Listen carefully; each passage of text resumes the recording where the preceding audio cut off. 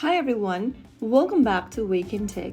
Today we are going to be learning how to change your password in the Runway ML account. If you're looking for a way to change your password in Runway ML, first of all launch open a web browser. You'll only be able to change your password in the web browser, so open it up on your device and in the URL box type in app.runwayml.com and search. Once you're inside the main homepage of Runway ML, if you've not logged in, make sure you do. And after logged into the account, go to the upper left corner and tap on this menu button.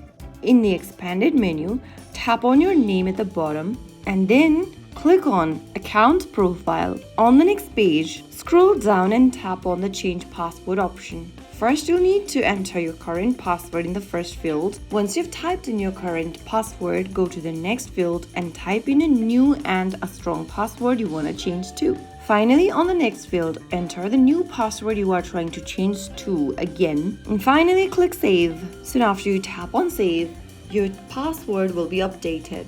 So that's how you change your password in Runway ML. Next time while logging into your account, make sure that you enter the newly updated password.